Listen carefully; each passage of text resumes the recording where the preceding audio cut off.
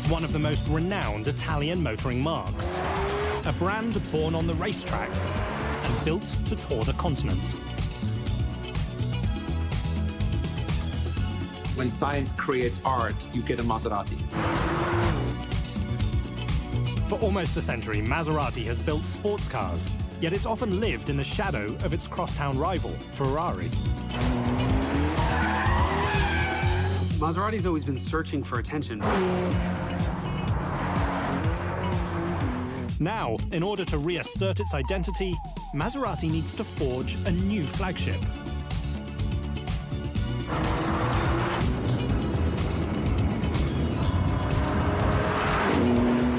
The company asked us to develop a super sport car for a complete blank sheet.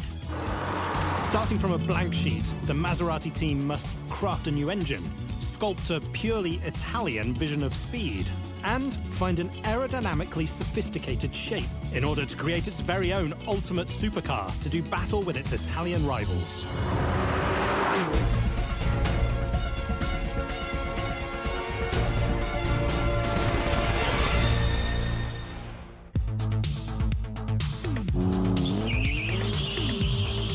It roars from 0 to 100 in less than 2.9 seconds, rushes to a top speed of over 325 kilometers per hour, and oozes Italian style. The Maserati MC20, the marque's first supercar in 15 years.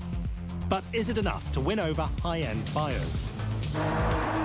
It was such a high-stakes program. We were able to enter the supercar market that arguably has a lot of offerings, but we're adding a player that stands out and really allow the car to be a sculpture.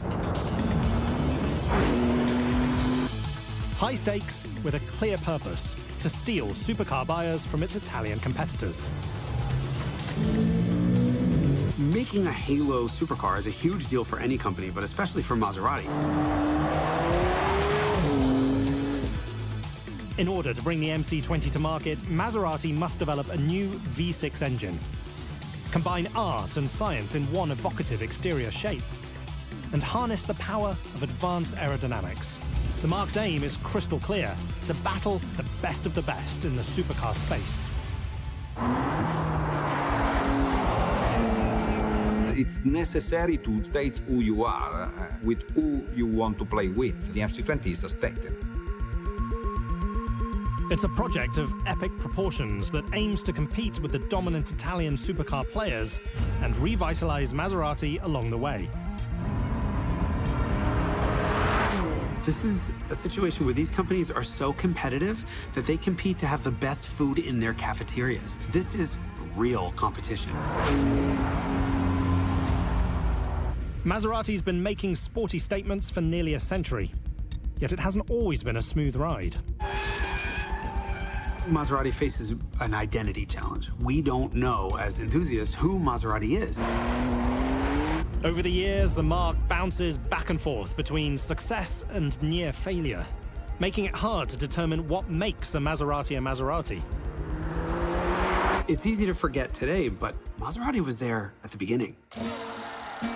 In the early 1920s, Maserati is one of the dominant Italian sporting brands, competing with Alfa Romeo for global fame on racing circuits around the world. Then World War II happens.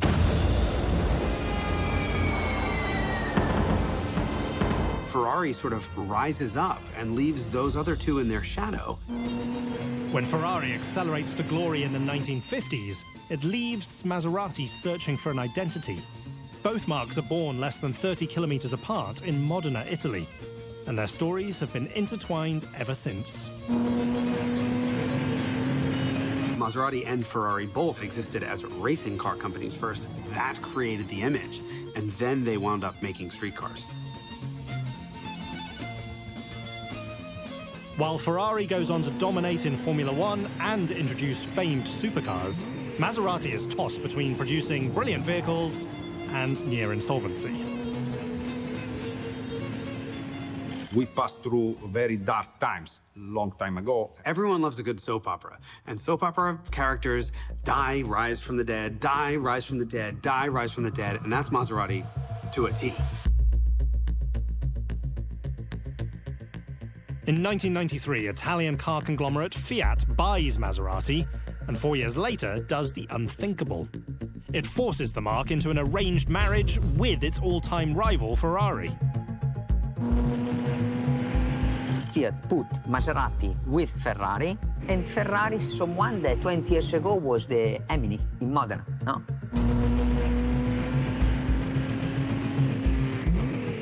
The forced union works for a time. Ferrari builds blazingly fast supercars, while Maserati becomes a beacon of high-end touring machines.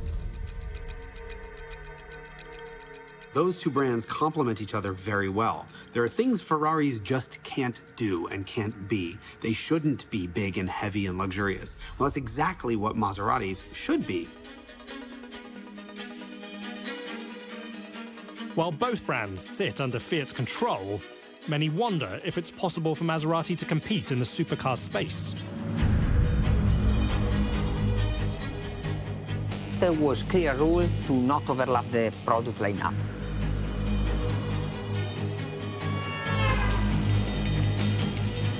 Everything changes in 2015 when Fiat takes Ferrari public. Now, Maserati is free to rethink its model lineup. This company is just riddled with ups, downs, and highs and lows, and we just can't keep track of what drama is going to be unfolding at Maserati next, and it's such a shame. Following Ferrari's departure from the Fiat Group, Maserati introduces a new line of vehicles, and in 2021 returns to profitability. Yet in the land of supercars, making money isn't enough. They also need a new, range-topping supercar to compete. This was not a happy divorce where everyone left and are friends. These two companies hate each other, and that's what drives competition. Maserati invests 350 million euros to revamp its research division, its historic factory in Modena, Italy, and to develop the MC20. It was important to somehow spin off from that Ferrari experience and build our own roots. Maserati becomes the flagship, but unfortunately it lost access to Ferrari's engineering, which means that Maserati now needs to go at it alone. Going it alone can be scary, but it also offers opportunity. Maserati can now directly compete with the supercar giants, including its longtime adversary. The project starts with a request to develop a car that has to be everyday drivable, has to drive the Maserati racing again in the future, and has to be a milestone for a Maserati. Creating an iconic vehicle that can be driven every day, yet also lays a foundation for a return to racing, is a tall order for any car builder, let alone one that hasn't built a supercar in nearly 2 decades. We understood we were competing in a very tough arena. There are a lot of competitors and the level is very high. Today's supercar arena is chock full of ultra-high-performance vehicles. Simply competing is difficult, but company execs also asked the team to do it extremely fast. We can define MC20 like a crazy project. We start from a completely blank sheet, and we have a target to be on the market in just 2 years. It can take up to 6 years to bring a new car to market. Developing a new vehicle in 2 years is challenging, let alone a supercar, which pushes the boundaries of both science and technology. The expectation was really high. You need to bring the historical proposition of the brand and look at the future and how to translate the past to the future.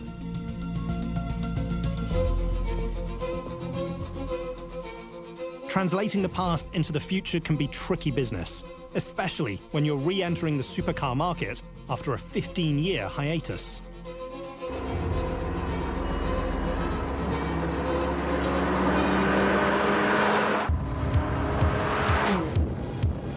High-performance, range-topping Italian vehicles are often known for their engines. Decades ago, so was Maserati. Yet now the marque can't rely on its historical powertrains. Instead, it needs a new motor. And that creates a challenge. Going back to this space was important for us. So the main obstacle would be what engine? Most supercar manufacturers don't worry about which engine they'll use in a new vehicle. But Maserati is ripe for a change. For the past 20 years, its former stablemate Ferrari has produced all of its engines. Well, after 20 years, Maserati decided to build its own engine again. So it's like a restart.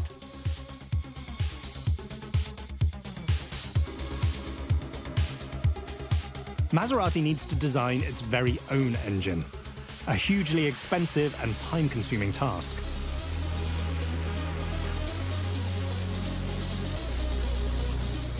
We decided to build our engine because we have something to say. All the world was thinking that due to the electrification, there was no further development available for the engine. The man with something to say is Chief Engineer Gianluca Diotto. His love affair with cars begins at an early age. When I was a child, I spent my days playing with small cars, drawing cars. Then I become an engineer, so you can imagine what kind of dream when company asked me to lead this team to produce a supercar from a blank sheet. While most of the auto industry is going green, the Maserati team decides there's still some life left in combustion engines.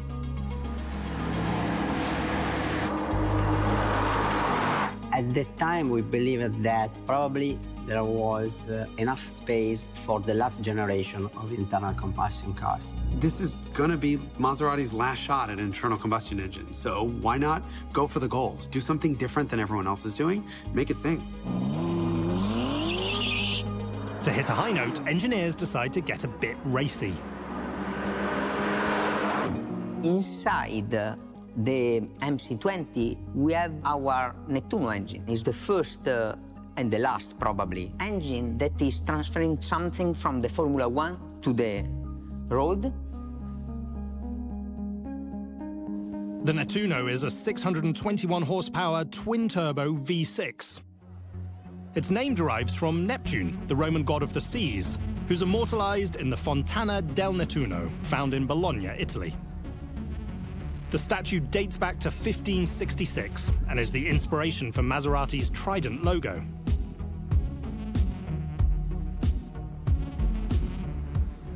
So this is the Nettuno engine. You can see the main architecture, so the V6. Here we have the cylinder heads with the fuel pumps. With a special injection system, a small team thought about technology used in Formula One for the combustion. We want to understand if this technology could be used also on the passenger cars. For me, the most interesting part is the engine, right? And they've come up with an entire new combustion strategy that's fascinating. In a traditional petrol combustion engine, fuel and oxygen are ignited by a single spark that results in the downwards movement of the piston. This converts energy into motion. However, the Nettuno engine works very differently. Instead of one explosion, it has two.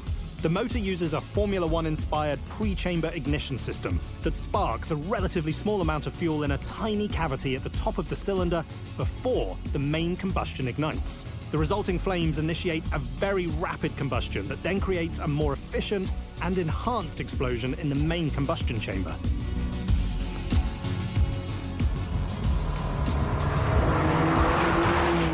It's this insane idea that you should light the fire before you light the fire, but it works. A pre-chamber lights a big fire that creates a much quicker explosion.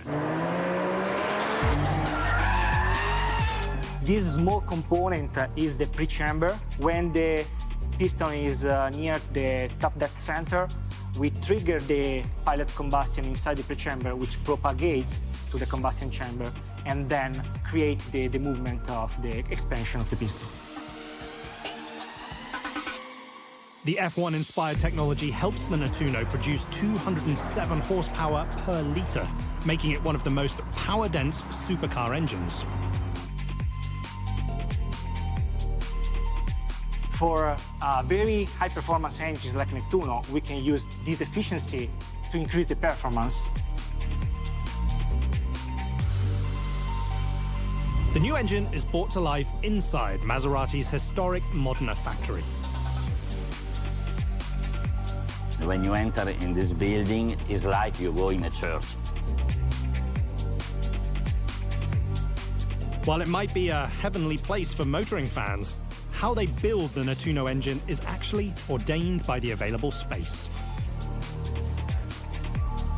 Now, Modena is not New York, but it's typed like New York, so the city is really surrounding the plane. The lack of space prevents the Mark from installing a massive engine building line. Instead, the team must bring new engines to life using just 6 total stations. It's a very hand-built way to power your new supercar.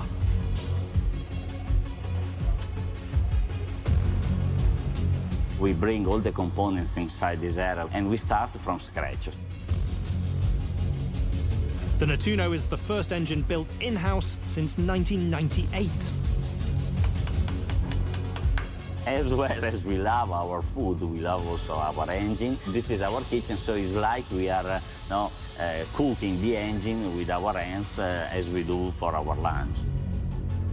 It's a recipe that takes 24 hours to assemble just one engine, and the build begins by heating the oven. The high temperatures slightly expand the engine block metal, which allows cylinder liners to slide into place with minimal friction. Then the mechanic installs the crankshaft, cylinder heads, and pistons.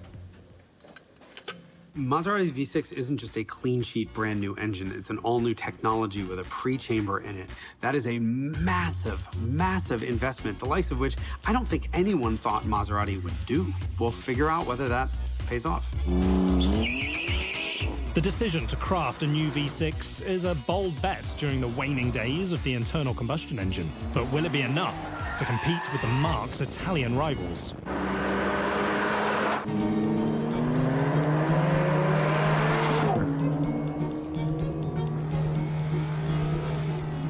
Maserati is no longer shackled by its past, yet the success or failure of its newest vehicle, the MC20, is crucial for the Mark as it attempts to forge a new identity. It signaled the return of Maserati. It really stands for this new era of Maserati.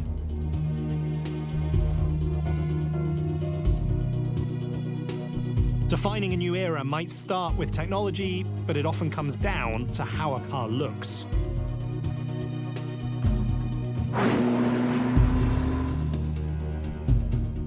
We are in Centro Stile, Maserati. Behind me you can see the MC20, a Maserati that everyone was waiting for.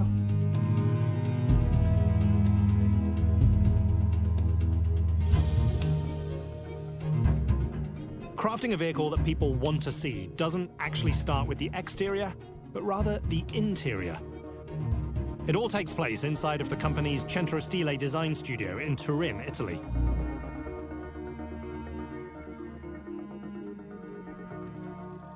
We have a virtual setup with headsets. This is a technology to get a very realistic understanding how the interior looks, feels, and works.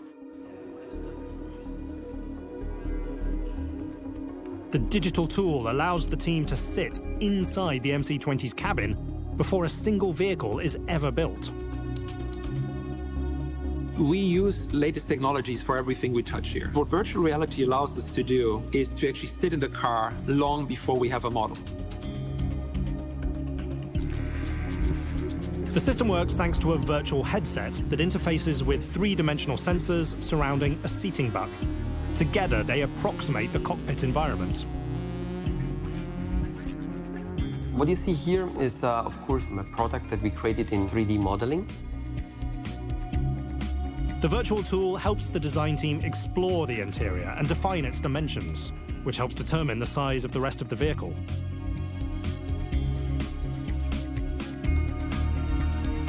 The way it's designed, extremely pure, that created a couple of challenges. We need to know what the engineers are trying to do in terms of space for the cabin. Klaus Busse is the head of Maserati design, and the man charged with charting a visual course for the marque's rebirth.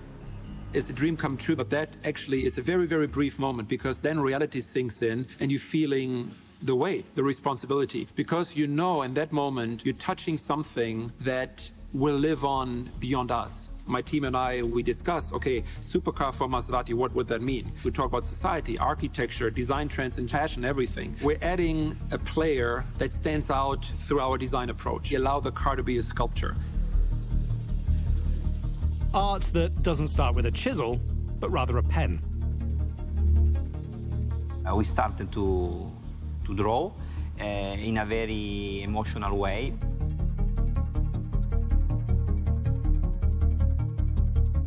Hand-drawn emotion soon transforms into digital artwork, and eventually a 1/8 scale model.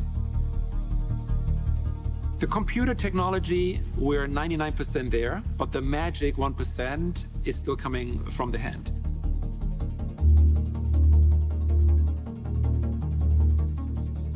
Soon, sculptors apply that human touch to a full-size model.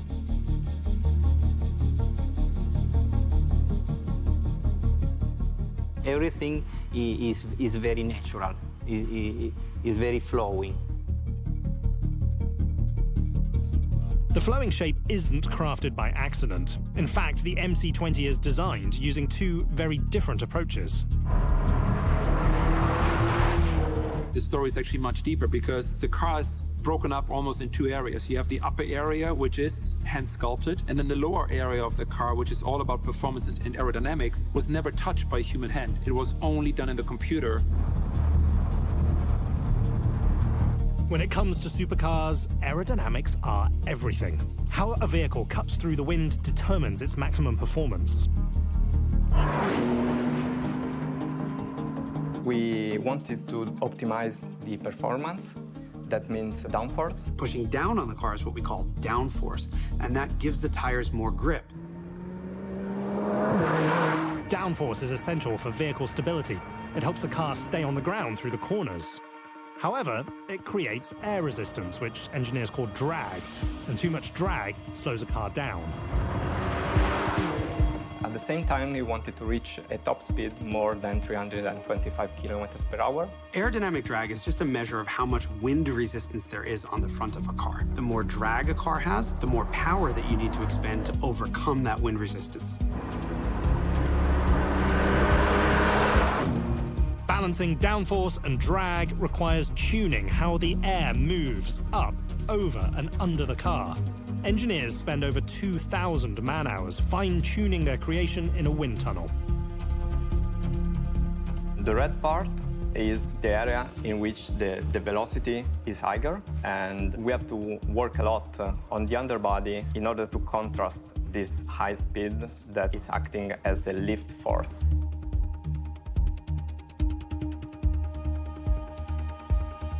Initial tests show that the airflow under the car is generating lift. The same force that helps an aeroplane take off. When you're driving a car through the air, it's basically like us swimming through the ocean. Air is blocking us, but we as human beings move so slowly that it's not an issue. Cars move quickly enough that we have to look at the airflow around the car and through the car to make sure that it doesn't take off. Counteracting lift requires the team to generate additional downforce. The easy solution is to add a giant wing to the back, but the design team has other ideas. From the style team, we wanted to have very clear surfaces, and they wanted to focus on the technical aspects only below the wheel center. Finding aerodynamic solutions that sit completely below the middle of the wheels forces engineers to search for unconventional solutions, including stealing a trick from racing. We use a concept used on Le Mans car, so the eye passes through the radiator directly in the wheel arch and then coming out from the door.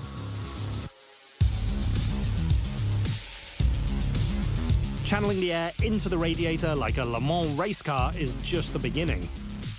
To solve the design team's aerodynamic riddle, engineers tune the underside of the vehicle.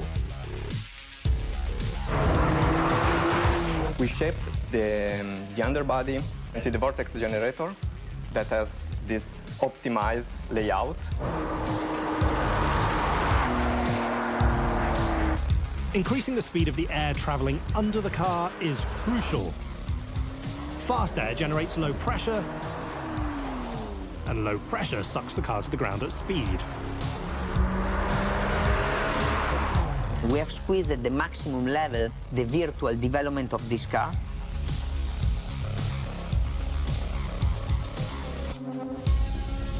If you're aiming to take on the best of the best in the Italian supercar space, then a great shape and excellent aerodynamics are only part of the equation.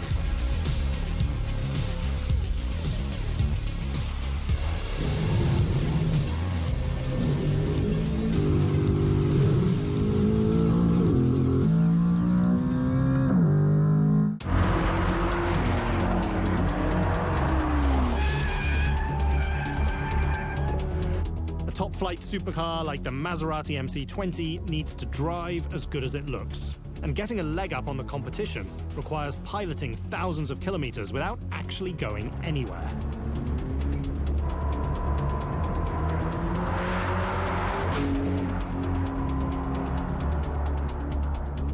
Welcome to the Maserati Innovation Lab, a state-of-the-art facility where the team pushes the virtual limits.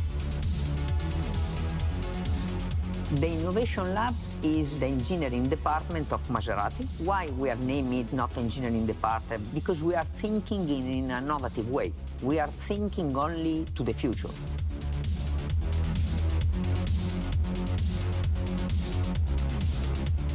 The facility is home to 700 engineers intent on helping Maserati take the next step in its revival.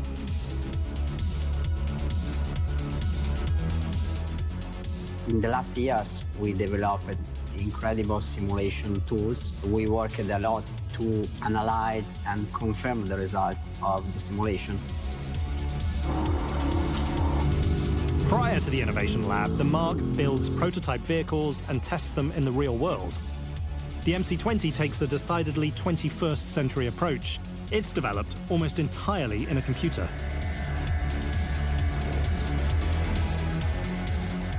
Welcome to our driving simulator.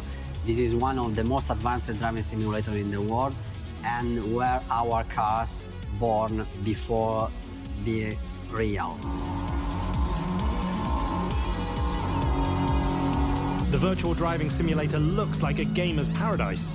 However, it's actually a cutting-edge tool that pushes the boundaries of physics. The system uses 9 actuators to produce lateral and longitudinal movement, making it possible to physically experience acceleration in all directions.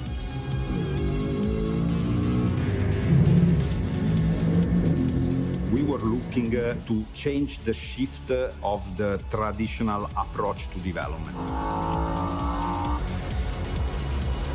The system is virtual, yet there's one real-world connection.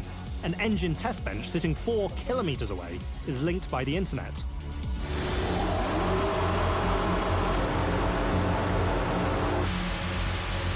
When the driver in the simulator pushes on the throttle, there is a real engine producing torque and power. The relationship between the virtual realm and the real world helps engineers develop nearly the entire MC20 inside the computer. We can complete about 90% of the vehicle on the simulator without having a prototype. It can take manufacturers up to 6 years to develop a new supercar. Maserati's engineering team does 90% of its calculations digitally, which helps them create the MC20 in just 24 months. The dynamic simulator is the spearhead, the jewel of the crown of this sort of approach, because it's truly a 360 degrees integrated tools with simulation that can allow you to know well in advance what will be the true behavior of the car. The simulator is a very high-tech tool for a Mark that's been around for a very long time.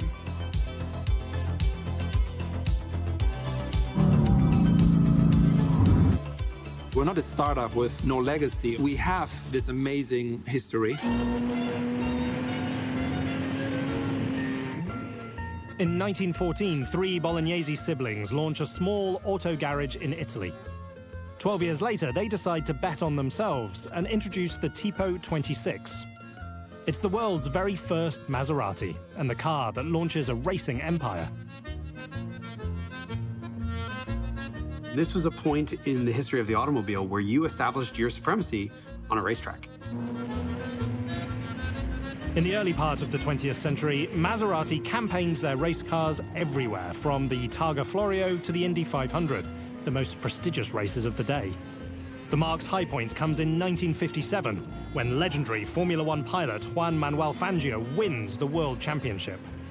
The marque's origin story manages to conjure both high performance and class in one stylish package. We remind ourselves, therefore, of the responsibility that we have.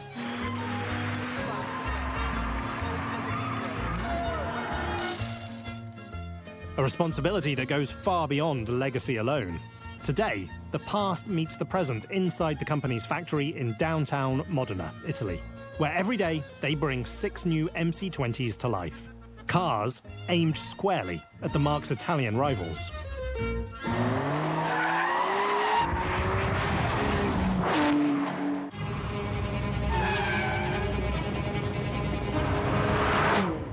For over 80 years, Maserati has called the Ciro Menotti plant home. In 2019, the facility undergoes a massive renovation.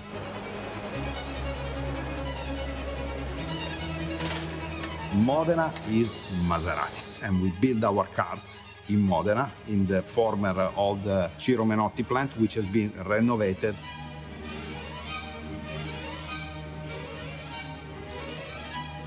This is both the company's ancestral home and where it manufactures its high-performance supercar.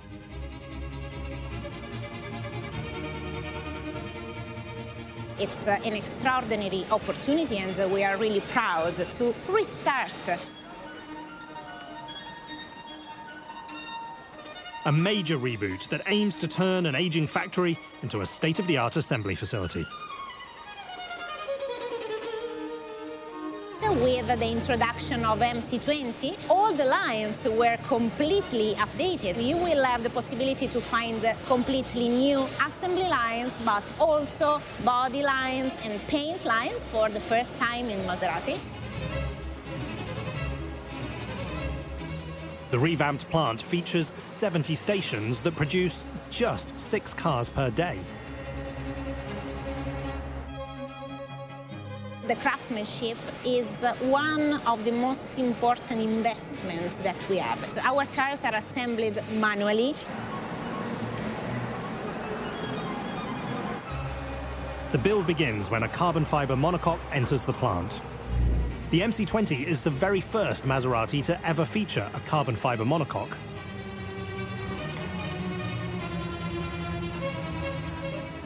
The MC20 is developed around a carbon fiber tub. This is literally like a race car. Once the carbon fiber tub enters the line, the front and rear subframes are quickly bolted into place. Adhesive is added, and the roof is screwed on. Front quarter panels are fitted, the doors are added, and the bonnet is put in place before each vehicle is looked over by a mechanic. If they approve, finished bodies are then rolled across the alley to the marque's new paint shop. We are in the paint shop, a new installation inside the Maserati Modena plant.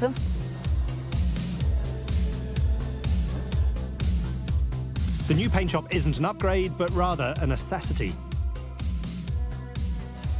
Ferrari previously painted high-end Maserati bodies, so the company decides to do the job itself.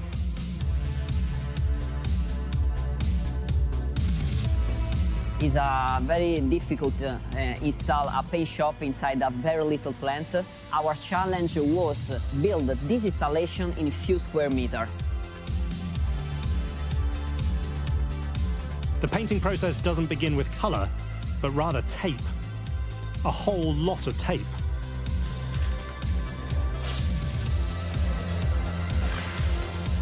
We are in the masking area, a totally closed cabin inside the paint shop. And here we mask all the parts of the car that we not want to pay. Masking a car by hand is time and talent intensive. There's literally no margin for error.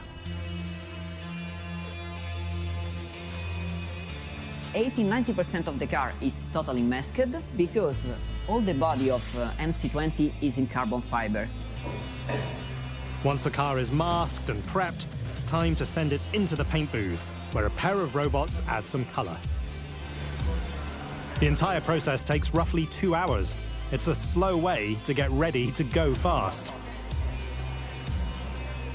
Now the car is ready to go the final assembly.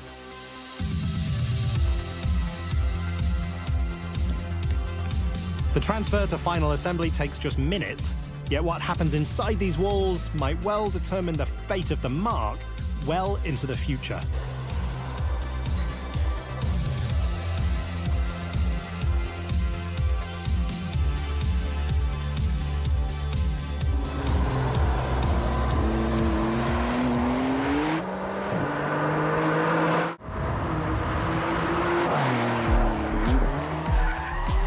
It's a blindingly fast, internal combustion-powered supercar.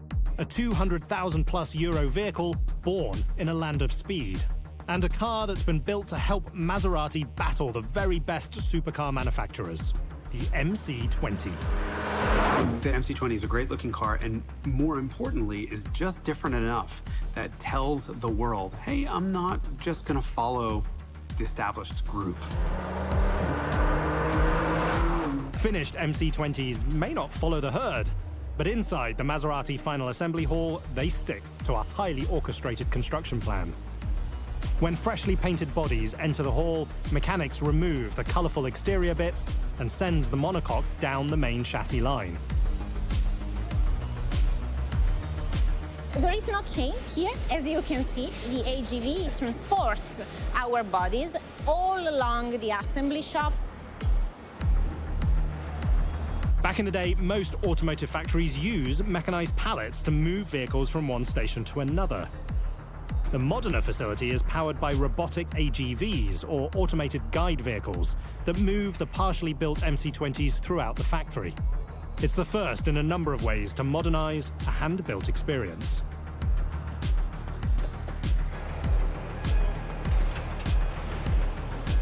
We are in the station 1 of the trim assembly line, and in this first station we prepare the car for the real assembly.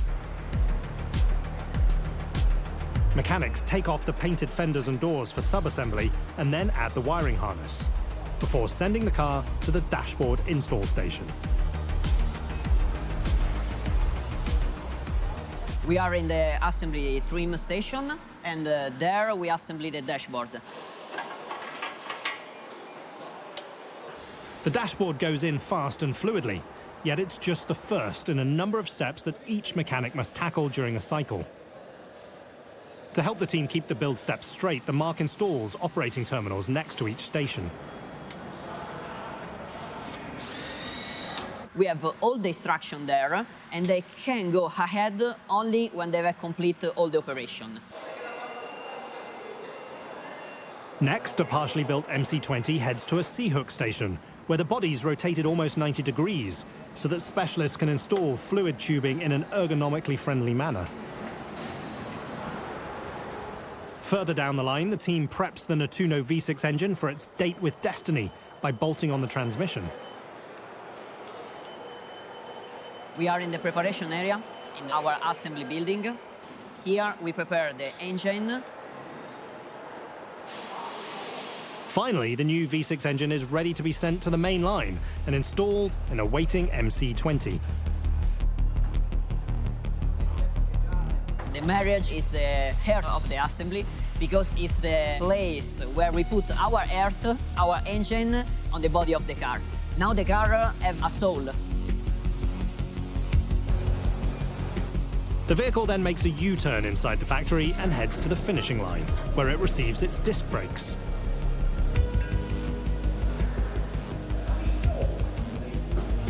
We prepare the suspension and the brake in front of us, so arrive directly from the preparation area and our operator assembly on the car.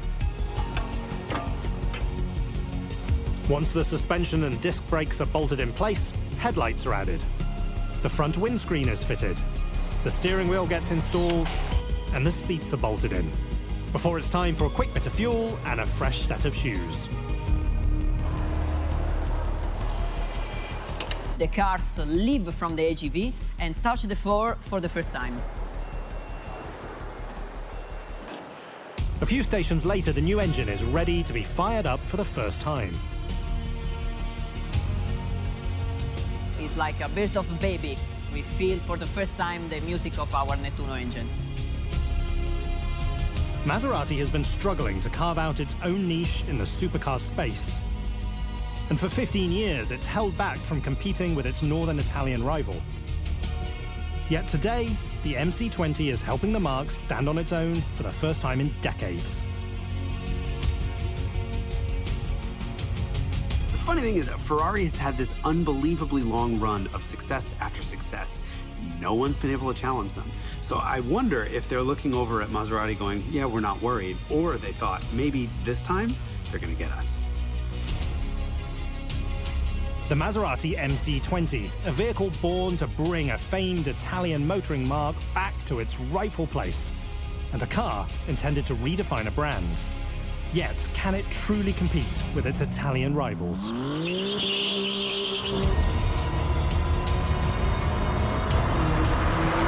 If you're going to have a supercar that exists for the experience, well, it doesn't need to go 0 to 60 in 0 point whatever seconds. It doesn't need to be insanely fast. What it should be is fun. And so I can applaud Maserati's decision to say, you know what, we're good enough without a hybrid system because we want the experience. And we could be faster, but it ultimately take away from the experience. I'm fine with that.